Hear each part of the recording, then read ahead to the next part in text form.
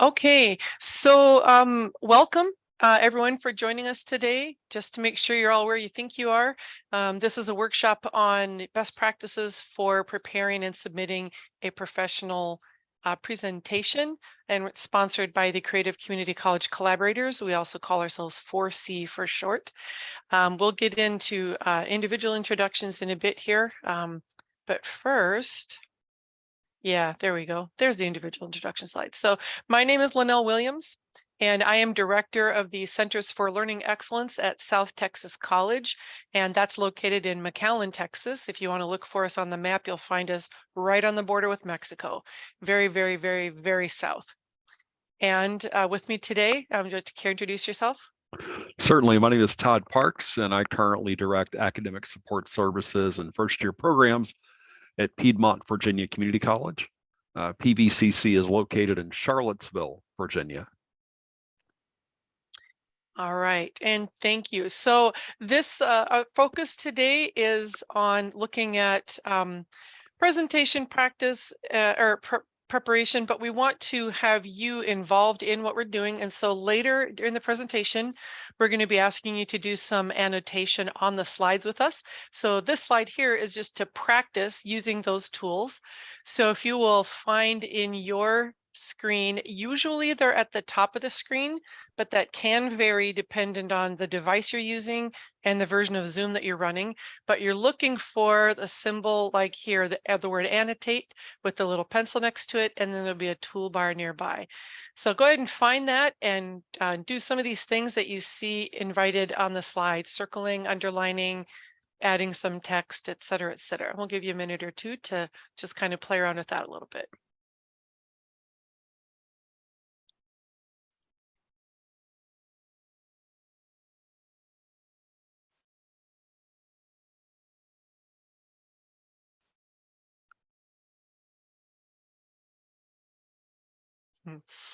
Our red highlights look like urban graffiti there to me.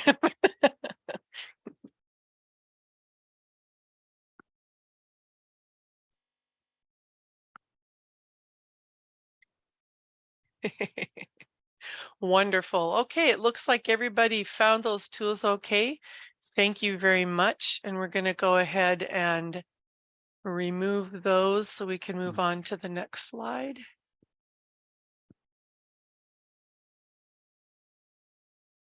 Yeah, I have to put on my old lady eyes. Where is, I'm looking for my control that says that where I can erase everything. Oh, who just did that for me? I did, Lynell. All right, thank you. You found it faster. All right, thank you. Okay, so this is our agenda for the day. Todd's going to speak first. He's going to talk to you about planning your presentation, doing the appropriate preparations, and practice also. And then I'll talk a little bit about the actual process of submitting your proposal, and we'll take a little time to look over some sample submissions together. We will have time at the end designated for question and answer, but please feel free to ask your questions along the way as well. Don't feel like you have to wait to the end. We like to consider this workshop as more of an interactive conversation. So with that, I'll turn the time over to Todd. All right, so we're going to talk a little bit today about planning your presentation, and we used the annotate tool just a moment ago. So I'd invite you to take a look at that annotate tool again. And one of the features in that is the stamp. That's probably about the fourth one over between draw and arrow. And I'd invite you to use that stamp tool. So when you're thinking about strategies that have helped you plan a successful presentation, and that past presentation could be for an organization, a classroom, something in your community, maybe a professional presentation. But I would invite you to use the stamp tool and just place a star or some other symbol next to strategies that you've found helpful in the past.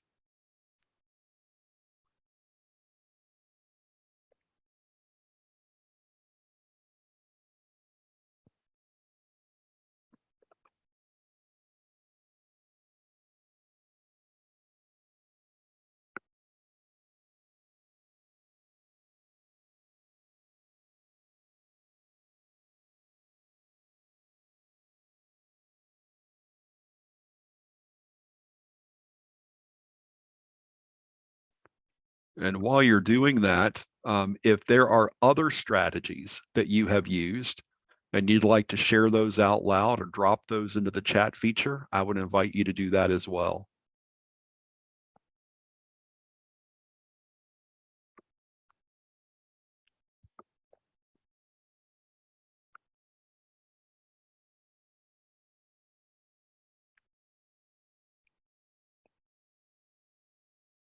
Have any of you given thoughts to what you might want to talk about at the annual conference?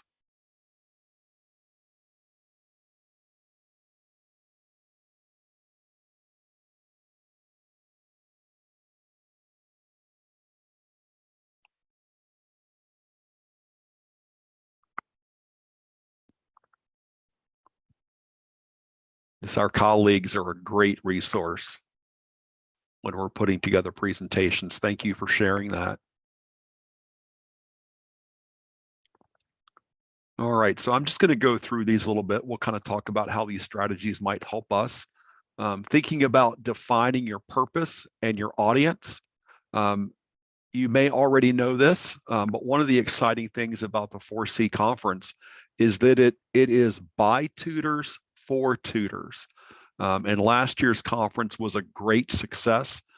We had a lot of tutors from across the country that shared their expertise with like-minded peers.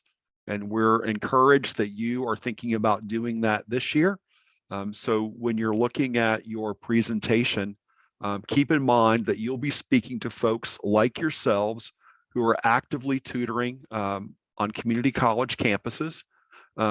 And what might you want to get across to them? So what might you want to share? And that could be a best practice, something that you do at your college that works very well. Maybe you all have conducted some original research about tutoring or a related activity, and you want to share that. Or maybe you've conducted a lit review and you found something that you think will be helpful to share.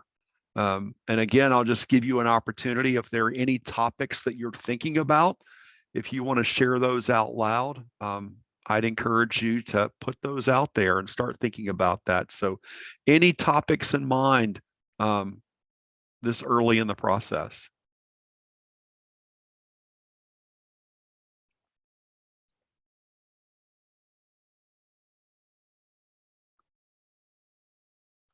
Okay. Again, the next step you might think about is conducting research and gathering information. So again, depending on the topic, if it's a best practice, you might look at peer institutions. You might look at the professional literature, or again, it could be grounded in your own work. One of you all mentioned asking colleagues lots of questions. Colleagues could certainly be a great source for information. But have you all given thought to how you might gather information, or what's worked well for you in the past that you might be able to utilize in planning your presentation for the 4C conference? Would anyone like to share?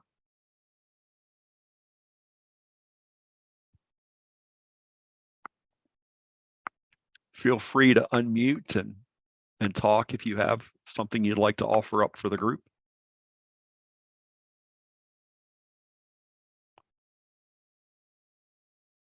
All right.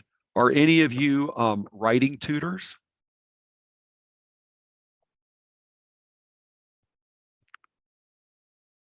Okay, so when you're thinking about determining what are your main points, so you've identified a purpose, an audience, you've conducted some research and gathered information.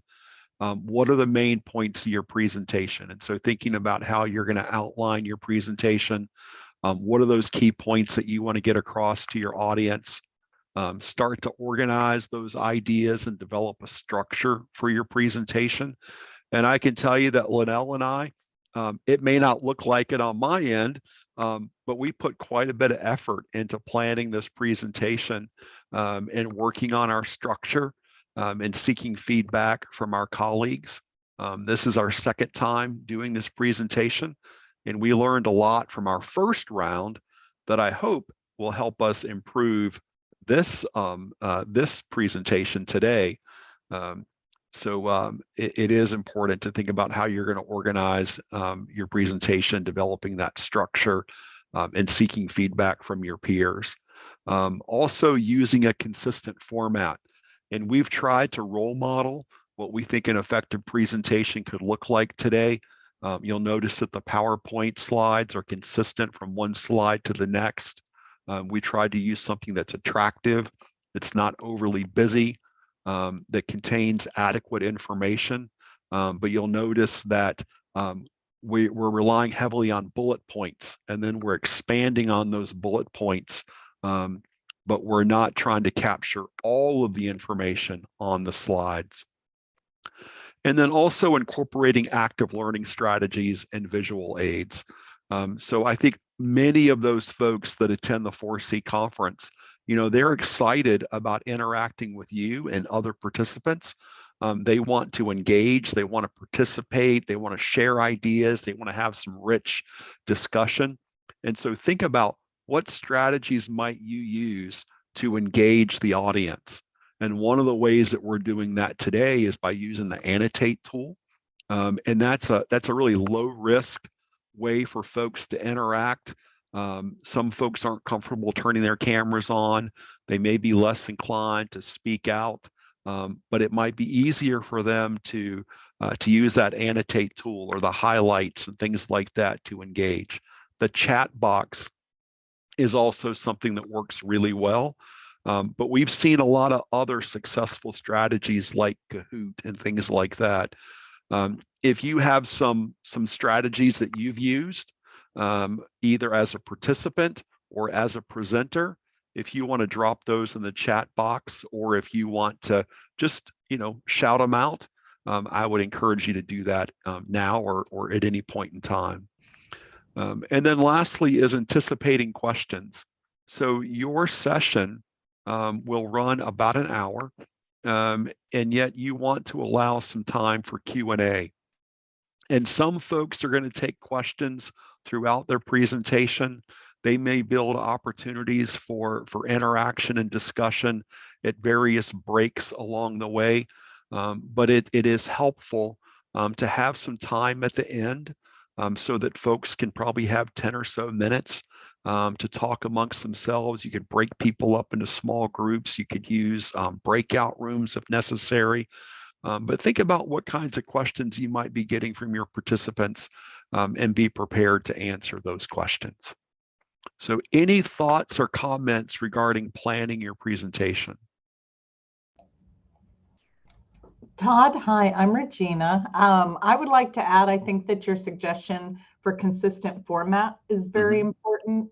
A lot of times when we enter, especially in an online like venue, it's trust. You're building that trust. So to not be consistent, it's almost like you're breaking a commitment that you make at the beginning.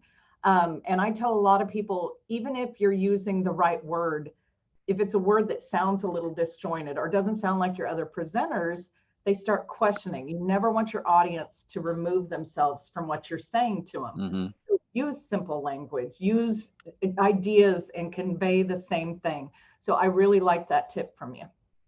And Regina, you brought up something that I really hadn't touched on, but I think is really important, is that many of these presentations, peer tutors have come together as a group, and several of them will co-present.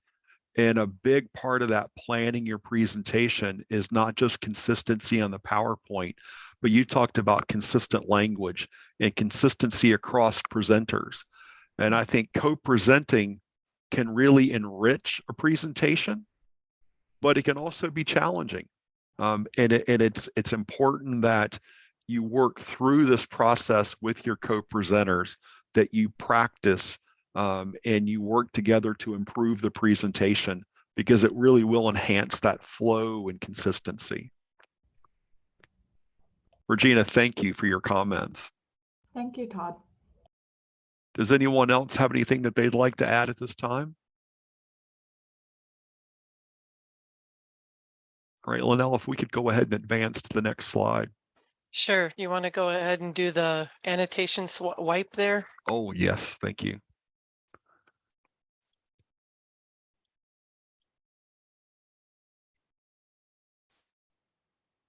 All right, so preparing and practicing. Um, as I mentioned earlier, this is the second time that we've done this presentation, and we've practiced, although sometimes I think it may not look like that on my end. You'll find that Lynell is exceptional when she gets to her portion of the presentation. We touched on this a little bit based on Regina's comment, but talking about rehearsing your content. And that's really important too if you're going to incorporate technology and active learning strategies. So the first time that we did this presentation, I attempted to use Jamboard.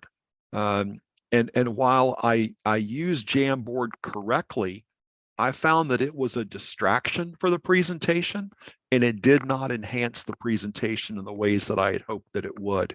And it felt like that when we use the annotation tool that's built into Zoom, that worked better for me as well as for the participants. But we would not have known that had we not practiced and rehearsed and then learn from our successes and maybe some mistakes, and then reworked our presentation accordingly. So anytime you're using technology for the first time, whether that's Zoom, Kahoot, whatever you might be incorporating into your presentation, I encourage you to practice that. You can record your presentation on Zoom. You can go back and watch it. You can ask your colleagues for feedback. Again, you want to try to do your very best job when you present at the 4C conference. We recognize we're not always going to be perfect, but we know that we can get better with practice. Also, timing yourself. So like I said earlier, your presentation is going to be about an hour, including time for Q&A. And you want to make sure that you have adequate time to present all of your information, give participants an opportunity to engage and to interact and ask questions. What you don't want to happen is that you run over and then you run out of time, or you can't cover your material, or maybe you or one of your co-presenters is rushed and they're trying to squeeze in as much information as possible. But you also don't want to end up where you go through your presentation so quickly and then you've got 20 minutes left and you have no content. And folks have come expecting a 50-minute or an hour-long presentation, but they only get 20 to 30 minutes of good content. So timing yourself is really important. And also working on your pace. Are you talking too slowly? Are you talking too fast? You want to have a comfortable conversation for you and your participants. And so practice is really important. Someone mentioned, we've talked about this, that earlier slide where someone said getting feedback from colleagues. And that's really important too when we're practicing our presentation. So get in front of your peers, practice your presentation. Many of us now have experience with Zoom coming out of the pandemic. But if you don't have experience with Zoom, practice.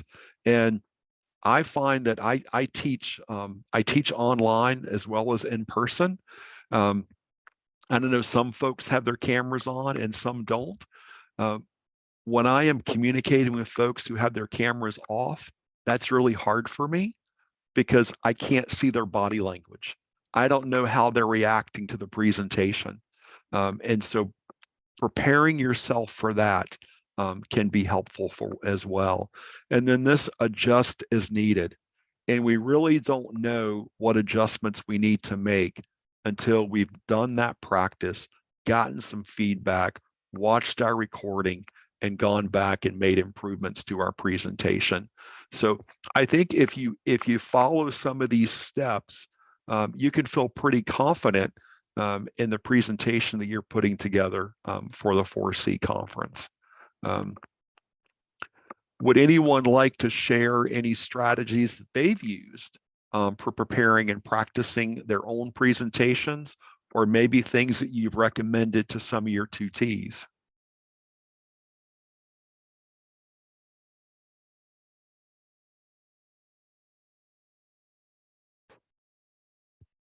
I will throw out there that as we were preparing for this presentation, this workshop, Todd and I called on some of our colleagues from the 4C, and we ran a practice session. And so we put this, went through exactly what we're doing today, and we got a lot of really, really good feedback from that I think made our presentation a lot better. Things you don't think about as the presenter that are more clear to an attendee, because sometimes you're just too close to the material.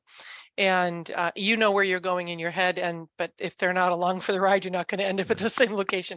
So I highly recommend that, a practice session with your peers or for your supervisor, or something like that would be very helpful. Yeah. And I'll just add before I turn this over to Lynell, if any of you all are apprehensive about presenting at the conference, as tutors, you are interacting with students on a regular basis, and you've proven yourself in that environment. And so this is a great opportunity. It's a low risk opportunity for you to get together with some like-minded peers and share some of your expertise and to learn from each other and have a casual conversation with folks from around the country. And last year, like I said, we had a great conference with many wonderful sessions. And I'm confident that with some preparation and practice and working with your supervisor and your colleagues, that you all can also put together a really effective presentation. And so I encourage you to pursue this opportunity because it is a wonderful experience for you and the participants. All right, so with that, let's talk a little bit about the nitty-gritty. So a lot of the material we're going to talk about today is applicable to any conference proposal for any conference, but we are using the lens of one particular conference, the virtual tutoring conference, as the way to look at this. So so when you are responding to a call for proposals, that usually goes out to a few months ahead of whatever conference that you're looking for. Ours has already gone out for the October conference, and this is part of what it looks like. So looking at how a call for proposals is structured, you're always going to see the length of time that they are granting you for whatever type of session. Some conferences have different lengths running at different times. So you have to specify if you want a 50-minute session or a 75-minute session or a half-day pre-conference, for example, or something like that.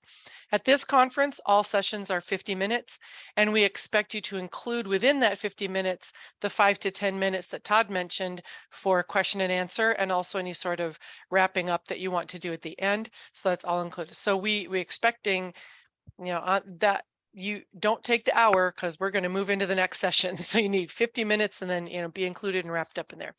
There will also be an expectation of the format, or asking you what format you're planning to use. We've offered, for example, just a standard presentation.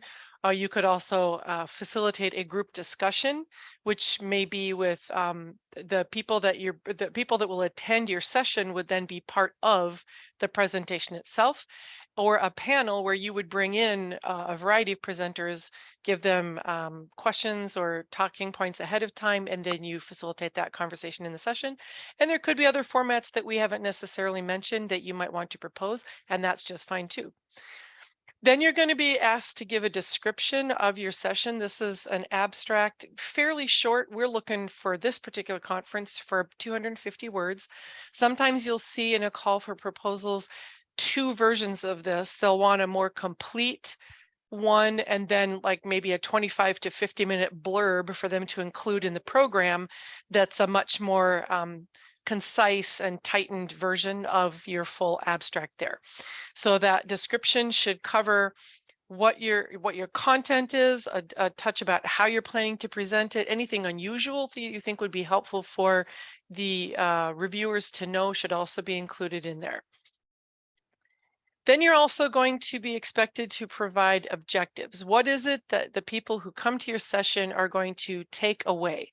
What will they gain? What will they learn? What will they now be able to do that they weren't able to do before they spent this hour with you? And this should always be from the perspective of the person attending the session, not from the person presenting the session. By that, I mean, your objective here shouldn't say something like, elaborate on 4 different questioning styles. That's your perspective, and that's not an outcome from the attendee's perspective. Instead, we might have something about, you might say something like, attendees will be able to ask questions in 4 different styles or something like that. I just whipped that off the top of my head. So, so always remember that the lens for the objectives is the participant, not the presenter. Then at this conference in particular, we place a high value on interactivity. So we want to know how you're going to incorporate that into your session. So we've listed a few tools that we're aware of, but again, there might be others we don't know or different ways to do that you can think of and you want to use that we haven't. That's fine. Just mark down other and tell us what it is you're going to do. If it's something you don't think we'll have a lot of familiarity with, give us as much information as you think we might need to be able to understand how that interactivity will be manifest in your session. Okay, so now we're going to take you behind the curtain. We are part of the team that will be looking at the presentation proposals as they come in. We'll be reviewing those along with our colleagues. So we're going to step behind the curtain and show you what we're looking for. All right, so right off the bat, we want to see that the title for your session matches what you've said you're going to cover in that session.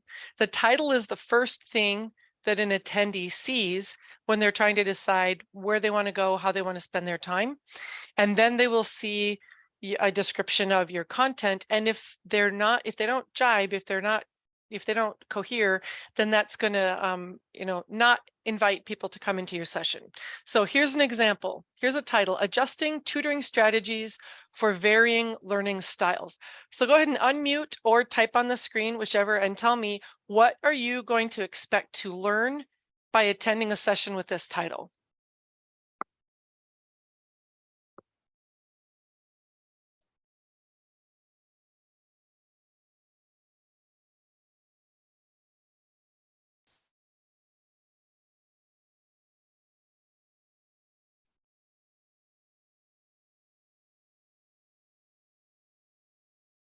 Okay, it looks like somebody put in the chat, learning styles and creative strategies for each learning style. Okay, excellent. Any other additions? Okay, how to identify a learning style and good strategies that the tutor can use for those. Excellent. Okay, now I'm going to show you the description for this session. And whoops. Okay, how to adjust your tutoring strategies to match the tutee's learning style. Okay, so here is the description for this session. We all learn differently and experience different challenges to our learning processes. During tutoring sessions, tutors will come across a variety of students from different backgrounds and with different learning styles. The presentation will cover specific tutoring strategies that can assist students with learning disabilities, with a focus on adapting them based on the discipline being tutored. For example, strategies useful for tutoring a student with dyslexia in a STEM course may not be the right choice for working with a student that has ADHD on a creative writing assignment, and then it goes on from there. So now that you've seen the description of the session, are your expectations different, or are they the same as when you had only seen the title?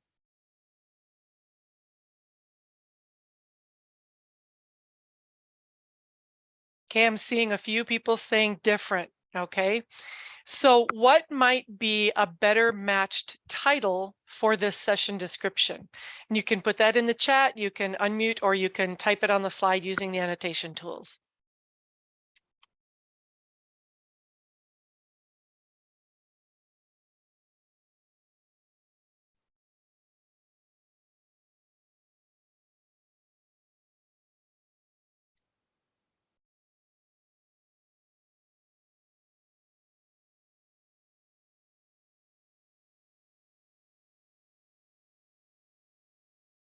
All right, we have a suggestion in the chat that says to add in something that might focus on students with disabilities in the titles, because that will align it better with the description. And I agree, as we're reading this description, it's very clear that the presenter is intending, by using this phrase, learning styles, they may not be using that phrase in the way that most of us associate with learning styles, and they're instead really tying it to the learning differences of a student with a disability, whether that's a physical disability, an invisible disability, a cognitive disability. Don't necessarily know, but they've mentioned a couple in here that might give you a hint too. So maybe the title might say, I'm going, oh, Regina has given us an example. Don't diss my abilities. Working together to succeed.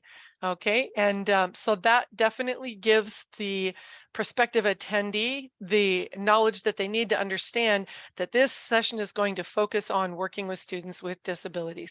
And that's a catchy title, right? So they might go, oh, that's interesting. I might expect a little bit of humor, lightheartedness. It's a hook to get them into.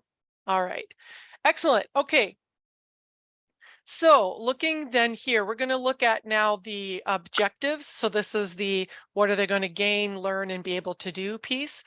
These need to also match that content description that we were just talking about. So objectives need to flow naturally from what you say you're going to cover in your session.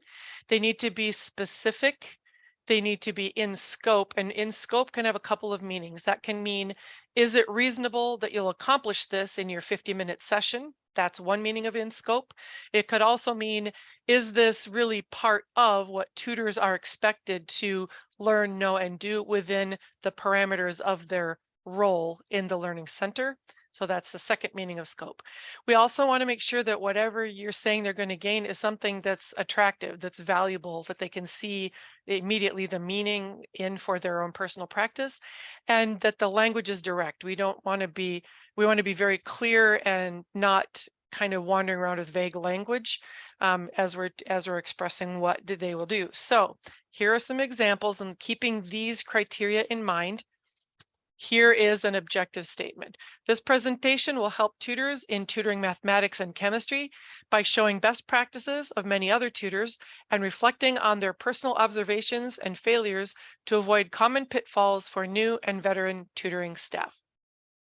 So let's hear, how are we doing on, now you can't really address the first one, match to the content description, because we don't have that one here, but looking at the others, as far as being specific and in scope and direct and of value to the tutor, how are we doing here?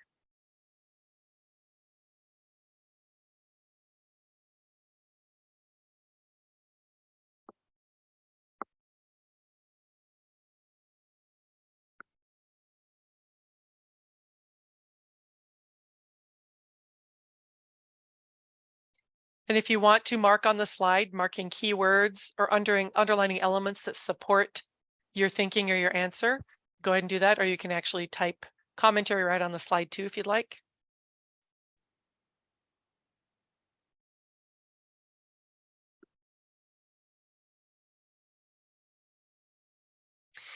Okay, so is your name pronounced Dania? Dania, yes. Dania. All right, Dania, thank you. So Dania says there's a focus on a specific group of tutors. So we know that the audience we're seeking here is the math and science, so that there'd be something directly related to them and what might be unique to their sessions, how they conduct those STEM sessions. So is that a positive or a negative?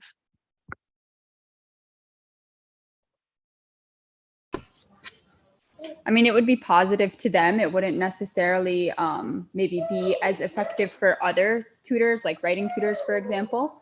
But it would definitely be something positive for those group of tutors, I would say.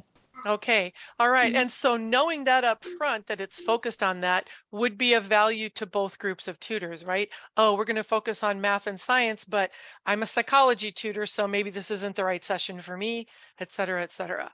Okay, excellent. Okay, other thoughts about this? How did we do on clarity of language and being direct about what the objective is?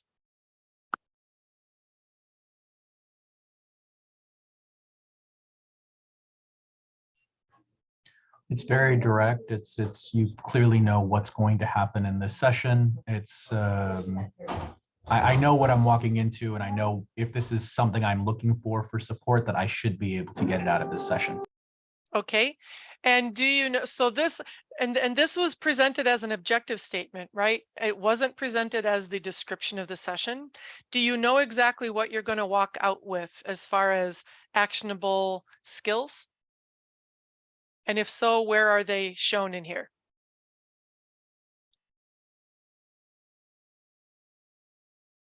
I'm definitely going to know what to avoid, what things I should not do. Okay, we're looking, so I can expect to understand pitfalls, right? They use the word pitfalls right there. So things to avoid are going to be covered in there. Any other thoughts from the group? Okay, so from the evaluator perspective, when I look in there, it looks like I missed something in the chat. Let me go back and see what else we have here. Oh, that was on the previous comment. Okay, all right. So on the evaluator side, if I'm looking at this, I'm not seeing a specific skill or takeaway. I'm seeing a lot of really good words in here that are important in our field, like best practices, reflection, right? They're going to reflect on their personal observations, their own failures, and the pitfalls, and also this idea of including both new tutors and veteran tutors. You know, I recognize all of those ideas as valuable, but I'm not clear on what exactly the tutor is going to gain from attending this session. It looks to me like the person is just trying to hit all the bases, like shotgun approach, and hope something will stick there. But so as the evaluator, this is not a clear enough objective for me to feel confident about what is coming out of this session. So as I'm thinking about this is like, anybody ever shopped at sites like wish.com or Temu or Shane? They where they put 10 billion keywords in the description so that whatever you search, it's going to come up. That's what this kind of objective feels like to me as an evaluator of this presentation. There's a lot going on, but enough obscuring the focus of the session. So let's look at some alternatives. There are six objective statements on here. And as you're looking at these, again, with the four criteria, the criteria in mind, which are on the left, they're specific, in scope, valuable, and direct. Put a star by the statements that you think are the best 2 or 3 objectives listed on the screen, and circle your favorite.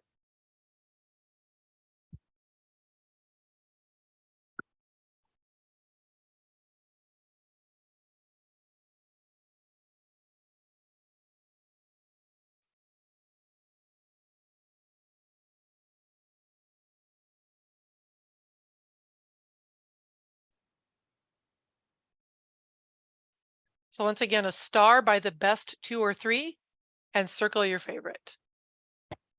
Good, we've got a few coming up now. We found our star stamper.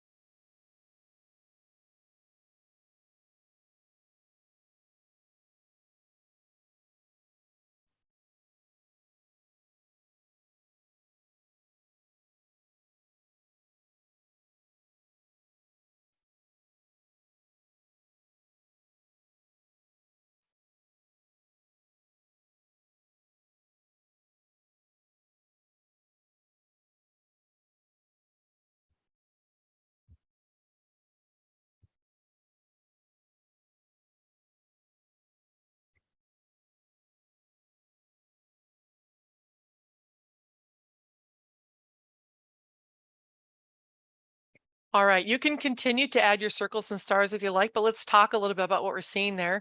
We're seeing a cluster of approval on the top one, that participants will learn how to identify learning disabilities in a tutoring session. There's another cluster on tutors will discover evidence-based tutoring techniques to support students with learning disabilities.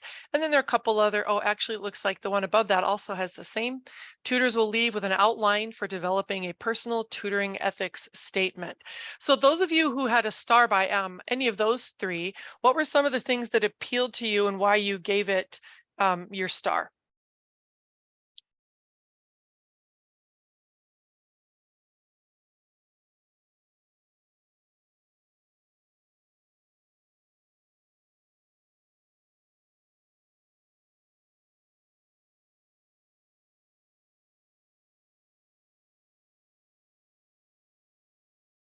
You can go ahead and unmute. That would probably speed it up if we don't need to wait for people to type their message. But we do have one in the chat that says, I feel the first one really hit every point well. It's specific, it's in scope, it's valuable, and it's direct.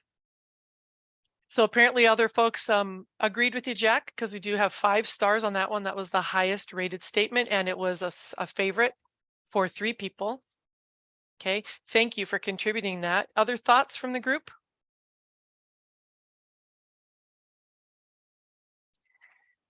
Okay, so before I add my 2 bits, now I want you to go in, check mark the one that you think is the worst. So the least well done statement.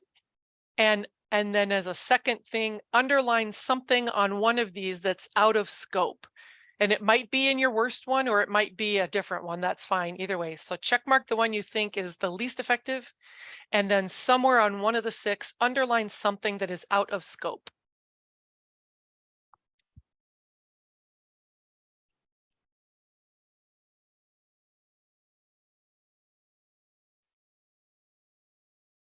We have a definite convergence for the least effective one is that attendees will learn how to be a better tutor, and also 1 vote for that it's out of scope.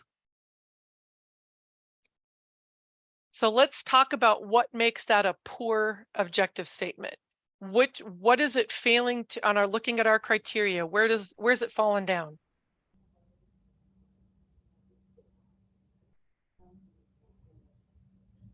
I think as far as being specific, it's very subjective what a better tutor is. I would agree. Subjective. I mean, we hope that everything they come to at the sessions will help them be a better tutor, right? But yes, it's not specific. We haven't said how they're going to be better when they walk out of the session. Are they going to be better because we're teaching them a new communication style? Are they going to be better because we're equipping them with a new approach to working with students on writing a paper? We just haven't said, is this a skill or an attribute or, you know, some other thing, or a new technology tool that they can be introduced to? So yeah, it's not specific. It's far too general to be a valuable outcome for the session. It's also got a vote here for being something out of scope. And so whoever indicated that was out of scope, could you give us a little more information about why you chose that as an out of scope statement?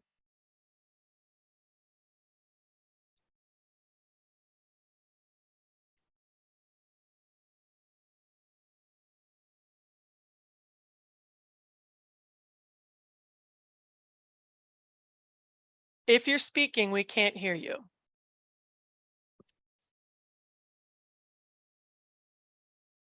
Okay. All right, we'll move on. That person obviously didn't want to share verbally, which is totally fine. Okay, whoops. So where'd we go? There we went. I didn't mean to I think scroll. they put it in Okay. the chat. Said they feel the scope Oh, there of it is. learning to be a better tutor could encompass so many things. Yes, Jack, I think you're right. So remember, we got 50 minutes. And so what are we covering in the scope of, you know, we're going to make you a better tutor in 50 minutes. We needed something a little more concrete to fit in that time. So I don't see anybody else. Somebody else did mark the first one as being the not a great one. So who chose the first one? This is interesting because we had 3 people indicate it was the best one, and now we have 1 person indicating it's out of scope.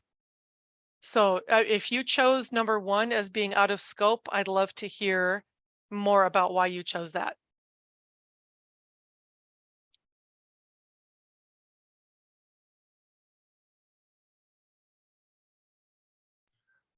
I think one of the things that might make it possibly considered out of scope is identifying learning disabilities. Yep. That one portion, it's not really a tutor's job to identify what they are or be able to diagnose what they are. And so I feel like that particular language, that identify, might be out of scope or beyond the tutoring expectation. 100% agree with you. It is not within the scope of a tutor or an academic coach or an SI leader to identify or diagnose a learning disability. Our scope is how do we work with the behaviors that are presented to us in the session. They might be consistent with something we know about specific learning disabilities, or a student might disclose that they have a certain disability and they might share with us how to work around it or how they learn best, et cetera, et cetera. But it is not our job to identify or diagnose learning disabilities in the tutoring sessions. So that one is absolutely 100% out of scope for what we're doing. Okay. But you'll notice it's still got a lot of stars there. Why? It's clear. It's easy to understand. It's certainly something we would find valuable, right? So there's some nuance there with how that goes. Okay, so in the interest of time, we're not going to spend a lot more on this slide, but a couple of other things just to point out here. The second one didn't get a lot of love. Being able to name 4 manipulatives useful for tutoring an A&P course. That is actually something that evaluators would see as something that's specific, valuable, direct, and in scope. It's targeted to a specific audience, which is fine. It doesn't have to be for every tutor. It's for A&P tutors, but we have a clear objective. We know we're going to walk away knowing about 4 useful manipulatives in that particular context. The third one, leaving with an outline to develop an ethics statement. Also very clear, very direct, very valuable, very much in scope. They're not saying that you'll have crafted the whole statement, but you'll leave with a plan. And then the next one, discovering evidence-based tutoring techniques to support students with learning disabilities. That's a much better version than what we saw in the first one, right? So we're looking at evidence-based techniques. That's something I need, right? It could be improved by maybe saying, 2 new techniques or the techniques from this theory or something like that. But all in all, that is a very acceptable objective.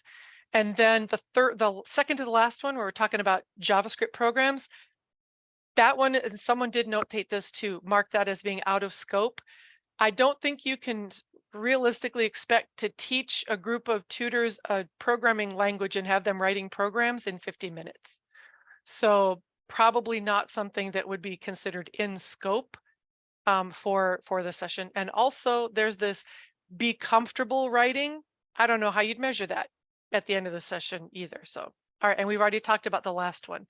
Okay, Todd, can you go ahead and clear the screen for me and I'll advance the slide because I never did figure out where that is. Thank you. Okay, so now let's look at how does this one fare? This is we're looking again for the tone of the statement. Is it professional? Is the topic focused? Is the language clear? Does the title match the description? So we're stepping back. This isn't objectives anymore. We're looking back at the description of the session here. So title, ask better questions. Socratic questioning is a staple of effective tutoring, but is it the only worthy questioning framework? Participants in this session will have a review of Socratic questioning and learn about 3 more questioning strategies. In small groups, they will evaluate the potential appropriateness of using each one in a variety of scenarios. All right, so how are we doing? How is this one doing? Is it direct? Is it focused? Is it professionally written? Are the writing mechanics under control? Is this within the scope of both the hour and the field?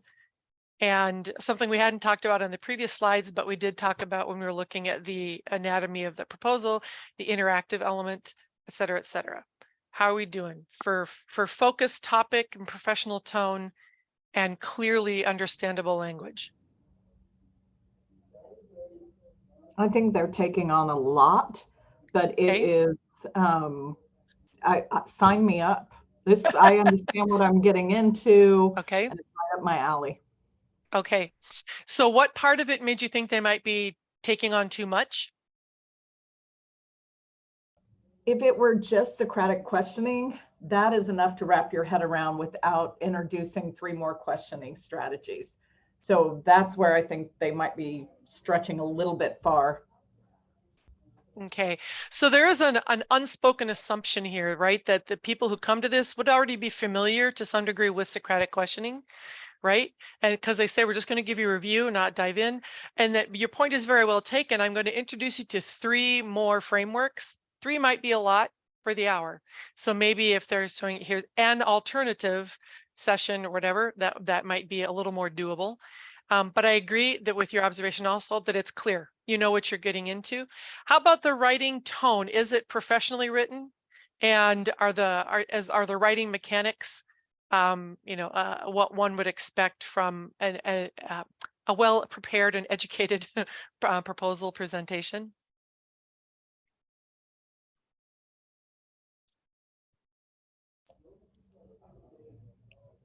I'll weigh in, yes. Okay. I like that they talk about effectiveness, because that's one thing. We like things that are proven to work.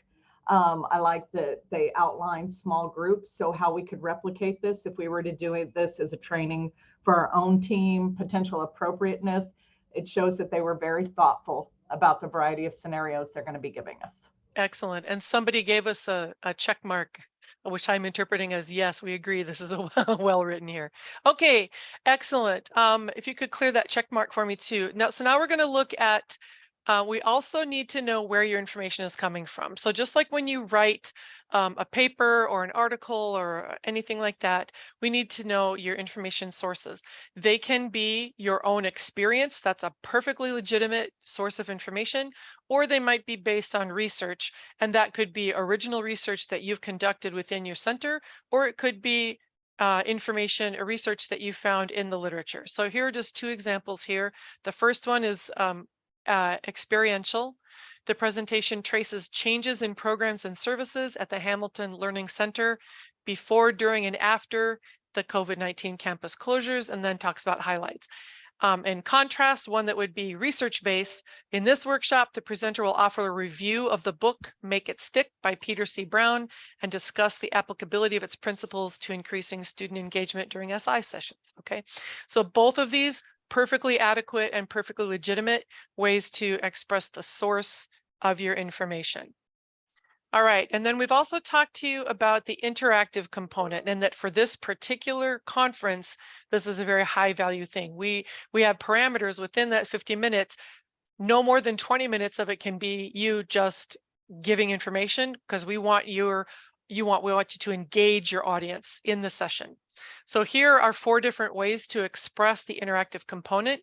The first one, incorporate an activity. I want to incorporate an activity on Padlet where the attending tutors would have a limited amount of time to determine which of 3 different articles is most relevant to a specific research topic. Second one, a PowerPoint will structure the presentation, which includes Kahoot, discussion, and breakout rooms if time allows. A third one, after the content presentation, there will be a discussion that prompts attendees to discuss their experiences with students and how they manage their tutoring sessions. And the last one, the session will conclude with breakout room activities in which participants will work together to design an SI activity using the principles from the book. Of these 4, which one, go ahead and check mark it or star it or whatever you want to do, which one is the best at expressing how the interactivity will be incorporated in the session and the objective of that interaction?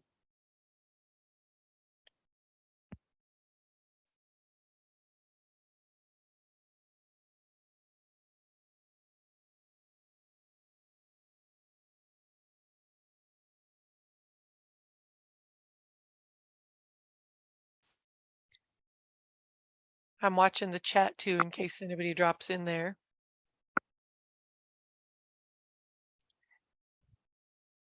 And by the way, Reese, I saw your comment. I think you were going to teach us how to write JavaScript in 50 minutes there. Thank you.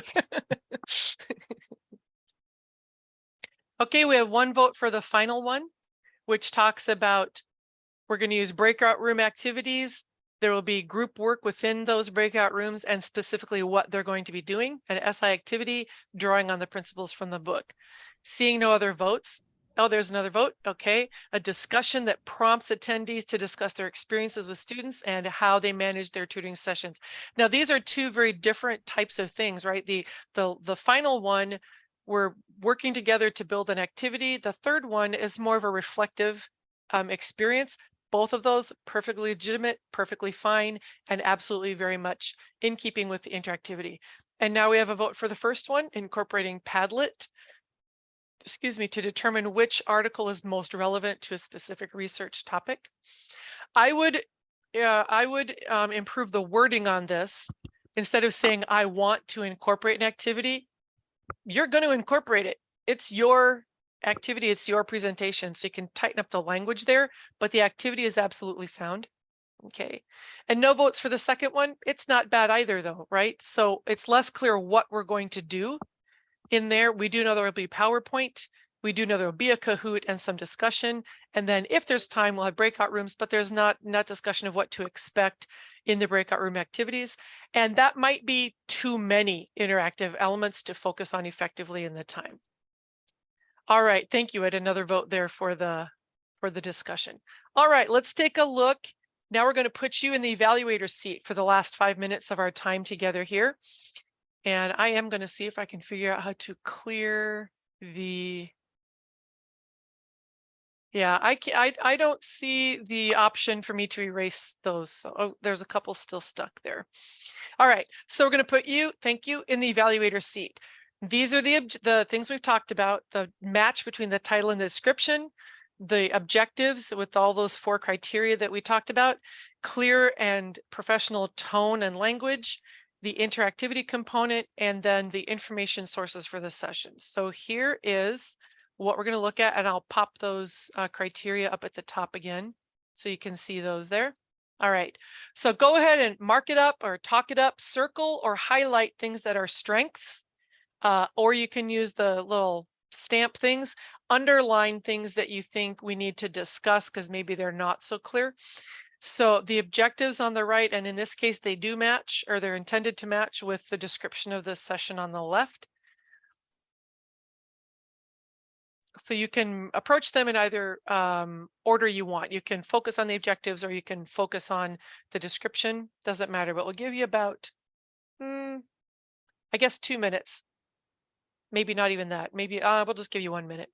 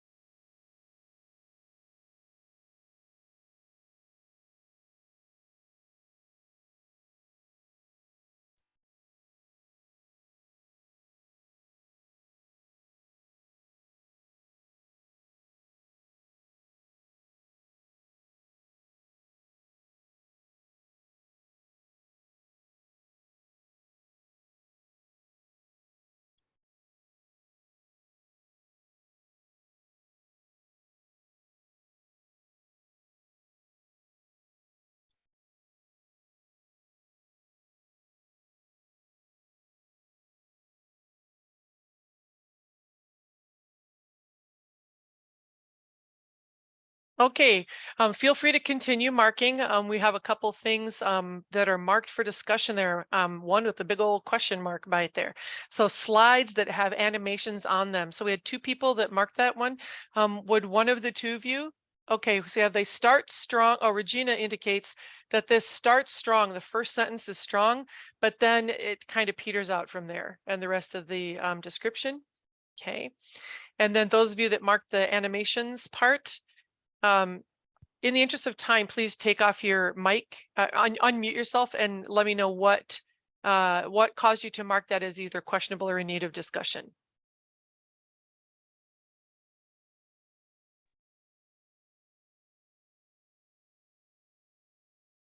It's just vague. Slides that have animations on them, but is it cartoons dancing? Like, I don't know why that's in there.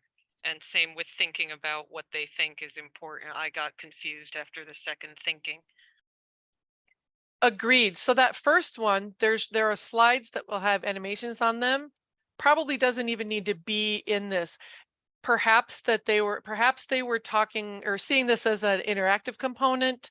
Don't really know, but I agree with you, Ariel, that it does not add any information that's useful. I also agree with what you said about thinking about what you think is important. That's too wordy, and we need to be more concise, more direct into what we're actually going to do in those 10 minutes. It would have been sufficient to say that there will be, thinking about their tutoring philosophy or thinking about elements to add to their tutoring philosophy, whatever. We also have a sentence fragment following there. like teaching methods, learning styles. That's not a complete sentence. So there are some mechanical things in here. How about the objectives? Explain about why it's important to have a written tutoring philosophy. And the other one, get the other tutors to start writing a tutoring philosophy statement. Both of these things have one major thing in common that's a detriment that I talked about earlier. Does anybody remember what I said about objective statement perspectives?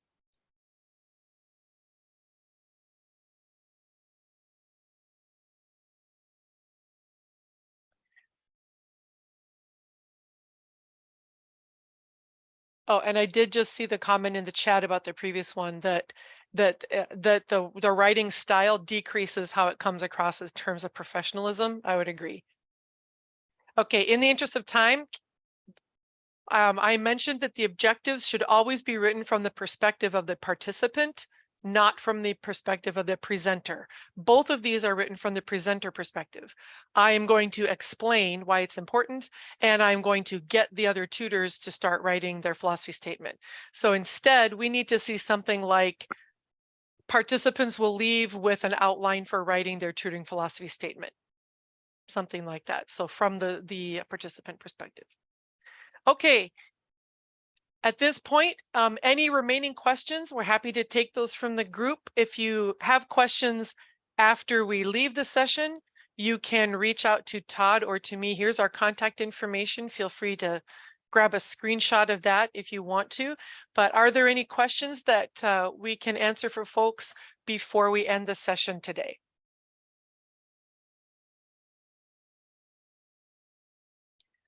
Ting Lu, does that mean you have a question, or were you marking something? That was by accident, sorry. Okay, all right, just checking. Want to make sure we give you a chance.